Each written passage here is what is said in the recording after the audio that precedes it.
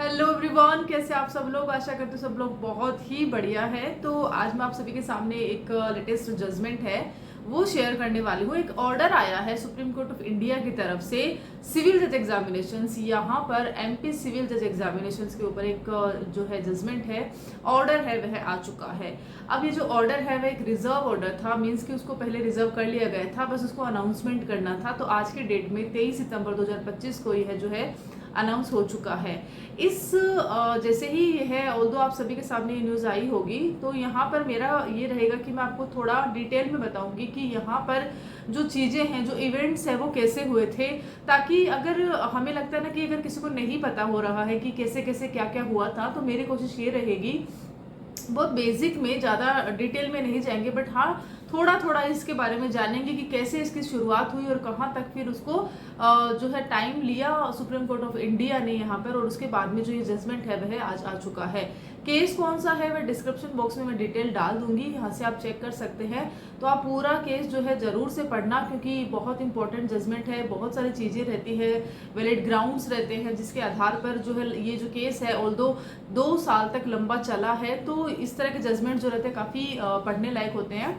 तो यहाँ पर शुरुआत से बात कर लेते हैं, लेकिन अभी इसमें क्या हुआ है इस पे सबसे पहले देख लेते हैं। तो यहाँ पर जो एमपी हाई कोर्ट में जो फैसला हुआ था, ठीक है, उसके बाद में उस पर स्टे भी लगा था, और स्टे को फिर बाद में यहाँ पे सुप्रीम कोर्ट ऑफ इंडिया ने रिजर्व रखा था। और अब जो फैसला आया है उसमें ये बताया गया है कि जो 2022 का सिविल जज एग्जामिनेशन का जो रिक्रूटमेंट था, उसमें जो एक अमेंडमेंट रूल्स आए थे, उस अमेंडमेंट रूल्स को यहाँ पे चैलेंज किया गया था। तो जो अमेंडमेंट रूल्स के अंतर्गत ही यहाँ पे जो 2022 की एग्जामिनेशन है जो अभी तक अटकी हुई थी, और यहाँ पे 2 साल से एक लीगल लड़ाई जो है स्टूडेंट्स लड़ रहे थे, जिन्होंने कि 2022 के उस एग्जामिनेशंस में फॉर्म फिल किया था, और कुछ ऐसे स्टूडेंट्स हैं जो कि प्रीलिम्स में अपनी एलिजिबिलिटी, अगर वो अमेंडमेंट नहीं होता तो वहाँ तक वो रखते थे, अमेंडमेंट के बाद उन्होंने नहीं रख पाए थे।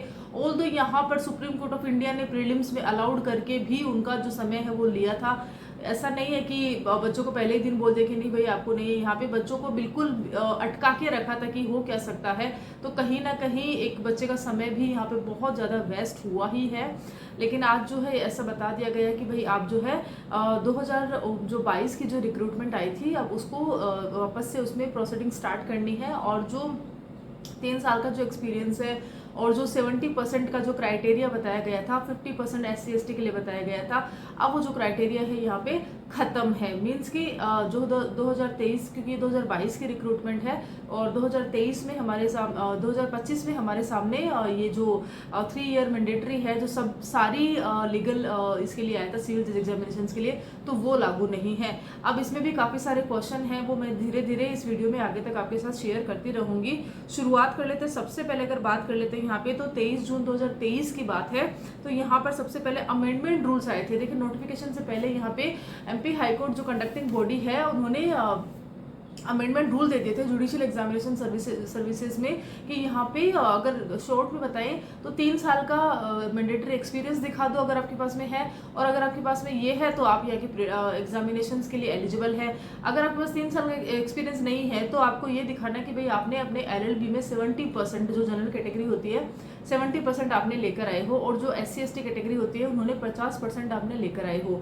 अब यहाँ पे बहुत चीज़ें हुई थी कि 70% अगर LLB में आप लेके आते हो तो 70% में एक जो स्टूडेंट है वो टॉप कर जाता है, क्योंकि LLB में इतने मार्क्स कहाँ आते हैं, और वो भी सारे स्टूडेंट को। मीन्स ऐसा हो गया था एक बार तो कि भाई एमपी जो सिविल जज एग्जामिनेशन है, क्या वो 1 या 2 स्टूडेंट्स के लिए ही यहाँ पे एलिजिबल है, क्योंकि 70% इम्पॉसिबल है।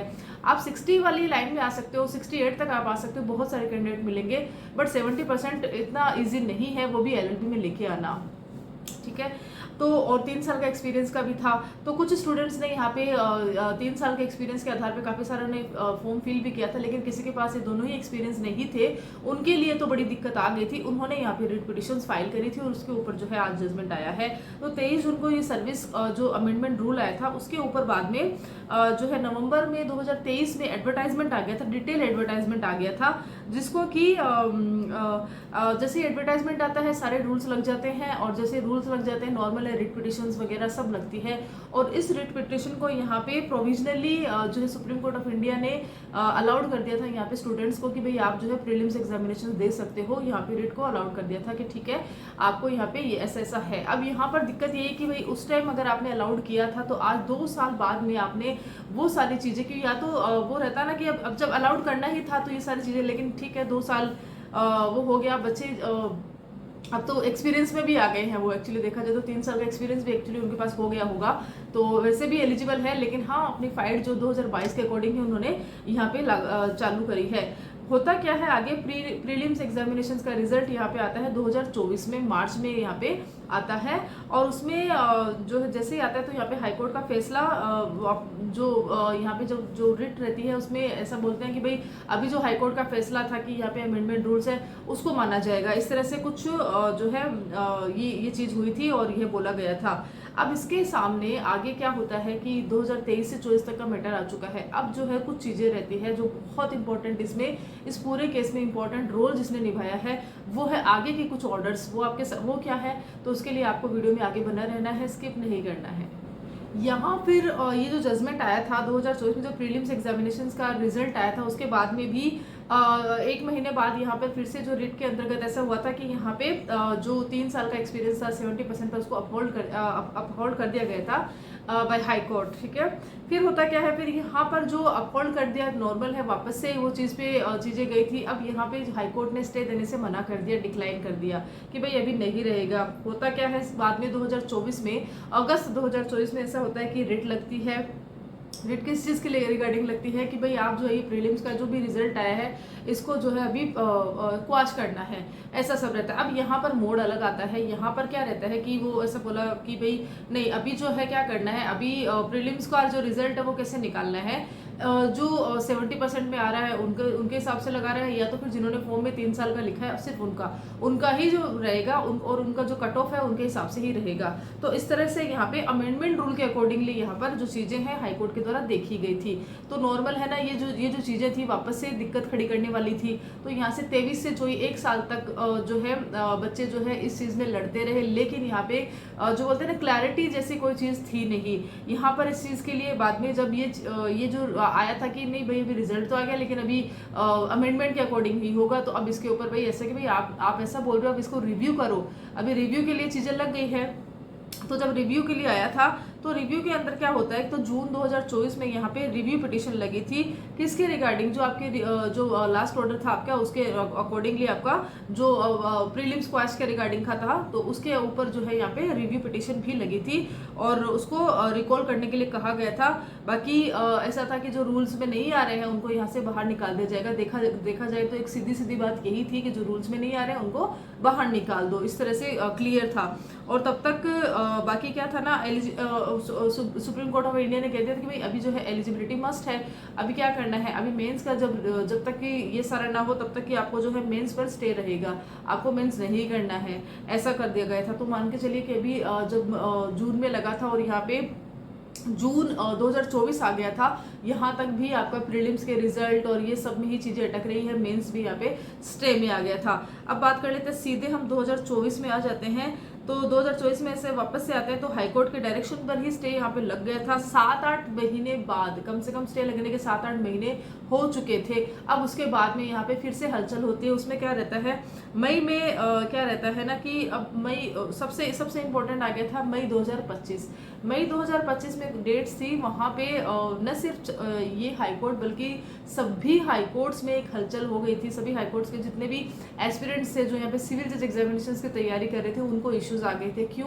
क्योंकि यहाँ पे जो 3 साल की एक्सपीरियंस मैंडेटरी कर दी गई थी कि भाई अब तो जरूरी ही है। अगर आपके पास में एक्सपीरियंस नहीं है तो आप यहाँ का फॉर्म जो है किसी भी जुडिशरी का आप जो है यहाँ पे फॉर्म फिल नहीं कर सकते हो। हाँ, अब इसमें एक चीज़ राहत दी गई थी, वापस से जब रेट लगती है, देखिए हर चीज़ के लिए अगर आपको इश्यूज रहता है आप रेट लगाते हो, ठीक है। तो मेरे कई बार मैं बोल सकती हूँ कि रेट लगी थी और कई बार मैं डायरेक्ट बोल दूँ तो आप समझ जाना कि यस, अगर मैं कुछ बोल रही हूँ तो उसके पीछे रहता है। तो यहाँ पर भी रेट लगी थी कि भाई ऐसा थोड़ी पॉसिबल है ना।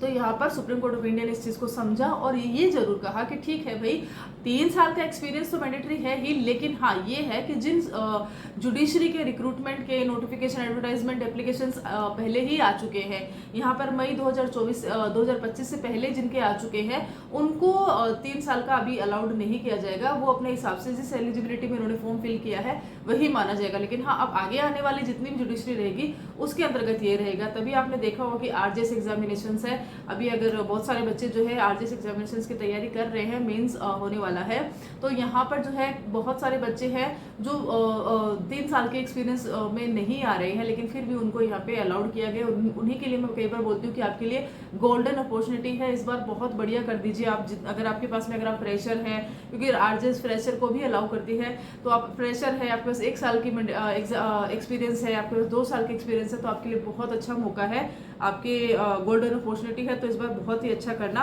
इस केस में आगे चलते हैं, तो इसमें आगे क्या रहता है, यहाँ पर जुलाई 2025 की बात आती है, तो यहाँ पर डायरेक्शन दिया जाता है एमपी हाई कोर्ट को ये कि आप जो है मेंस एग्जामिनेशन, अभी इस बीच में मेंस एग्जामिनेशन का भी हुआ था, तो इस बीच में आप जो मेंस एग्जामिनेशन आप रिजल्ट निकालिए, आप यहाँ पे उसके बाद जो भी सेलेक्टेड कैंडिडेट होते हैं उनके इंटरव्यू आप जो है कंडक्ट करवाइए। ये सारा हो चुका है यहाँ पे, लेकिन रिट पिटिशन भी साइड में हो रही है, आपकी चीज़ें भी आ रही है, लेकिन फिर भी आप जो है अपनी तरफ से दूसरी चीज़ें डालते जा रहे हैं। 25 अगस्त 2025 में होता क्या है, यहाँ पर जजमेंट को जो है रिजर्व, अब चीज़ें सारी हो रही थी, सब कुछ हो रहा था, लीगल जितने भी ग्राउंड्स थे, पिटिशनर्स अपने सारे कुछ लेके जा रहे थे। यहाँ पर सुप्रीम कोर्ट ऑफ जो है हाई कोर्ट को डायरेक्शन दे रहे थे, हाई कोर्ट यहाँ पर अपना कंडक्टिंग बॉडी, जैसे डायरेक्शन आता है वैसे ही यहाँ पे उनका कुछ ना कुछ एक्ट चालू हो जाता है। तो इस तरह से एक सर्कल हो रहा था, एक साइकिल चल रही थी। फिर उस साइकिल पे एक बोलते हैं ना कि विराम आता है, 2025 के अगस्त में आता है कि यहाँ पर जजमेंट जो है, ऑर्डर जो है रिजर्व कर लिया जाता है।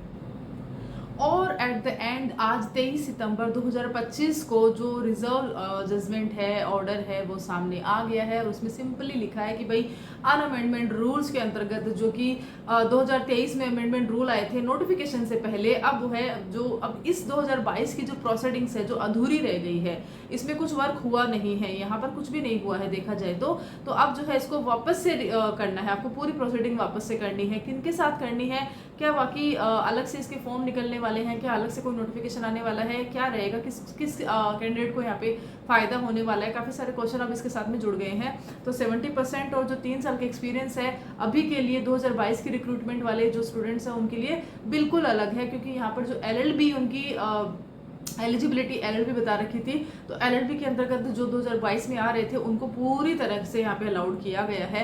तो यहाँ पर किसको अलाउड किया गया, जिन्होंने कि 2022 में फॉर्म फिल किया था और जिन्होंने प्रीलिम्स भी दिया था और जिनको यहाँ पे निकाल दिया गया था, या तो जिनको एलिजिबिलिटी के आधार पे उनको प्रीलिम्स के में रिजल्ट में नहीं लाया गया था, जिन्होंने रिट लगाई थी, जो पीड़ित थे, और जिन्होंने रिट नहीं भी लगाई थी लेकिन फॉर्म फिल किया था, उन सभी को यहाँ पर मौका मिलने वाला है, एक बार फिर मौका मिलने वाला है। ऑल्दो अगर उनके पास में अपना एक्सपीरियंस आ चुका है, सब कुछ हो चुका है, लेकिन फिर भी अगर उन्होंने LLB की डिग्री धारण कर रखी है, तब भी यहाँ पर उनको अलाउड किया गया है कि भाई आप जो है यहाँ पे रिक्रूटमेंट का हिस्सा बनोगे। और ये जो रिक्रूटमेंट रहेगी वह आगे 2025 की नहीं बल्कि 2022 के रिक्रूटमेंट के हिसाब से इसका जो है फ्रेश नोटिफिकेशन जो है अभी लागू हो जाएगा। तो मेन क्वेश्चन यही था, तो फायदा इन्हीं लोगों को है, तो क्या नई भर्तियों में भी इसका इस ऑर्डर का कुछ असर पड़ने वाला है? तो देखिए, नई भर्तियों में इसका कोई भी असर नहीं पड़ने वाला है। ये जो ऑर्डर आया है वह पुरानी भर्ती के आधार पर आया है। पुरानी भर्ती उसमें जब स्टे लगा था और रिजर्व हो गया था, उसके बाद ये आया है। अभी जितनी भी नई भर्तियां आती है, 2025 का जो भी नोटिफिकेशन आता है जिसमें कि 2022 का कोई भी लिंक नहीं रहेगा, उस पूरी नोटिफिकेशन जो है फ्रेश नोटिफिकेशन कहलाएगी। अब यहाँ पर जो है अमेंडमेंट रूल्स रहेंगे, यहाँ पर जो है 3 साल की मैंडेटरी एक्सपीरियंस रहेगी। अब 3 साल की मैंडेटरी एक्सपीरियंस तो वैसे ही है, इसलिए 70% का यहाँ पे कुछ खास रहेगा नहीं। अगर आपके पास 70% है तब भी आपको 3 साल तो दिखाना ही पड़ेगा। तो अभी जो है सबके लिए सेम है, तो अभी तो ज़्यादा सोचना है ही नहीं वैसे भी, तो वही है। बाकी मोटा मोटी यही चीज़ है। केस कौन सा है वह मैं डिस्क्रिप्शन बॉक्स में शेयर कर दूंगी। आपको ये ऑर्डर कैसा लगा और आपको क्या लगता है कि 2 साल बाद में इस तरह का ऑर्डर आना आपको कहाँ तक सही लगता है? जो भी आपकी राय है आप शेयर कर सकते हैं। वीडियो अच्छा लगे तो वीडियो को शेयर कर सकते हैं। और हाँ, जजमेंट इस तरह के जजमेंट के रिगार्डिंग या तो फिर किसी रिक्रूटमेंट के रिगार्डिंग, जुडिशरी के रिक्रूटमेंट के रिगार्डिंग अगर आप चाहते हैं, मुझसे वीडियो चाहते हैं, तो आप मुझे कमेंट करके पूछ सकते हैं। और भी कुछ भी अगर आप मुझसे पूछना चाहते हैं तो आप मुझे कमेंट कर दीजिए। एज सुन एज पॉसिबल मैं आपकी कमेंट का रिप्लाई करूँगी। और या तो फिर आप मेरी इंस्टाग्राम आईडी से भी जुड़ सकते हैं, advocate Bindu Dhawan. Then thank you so much.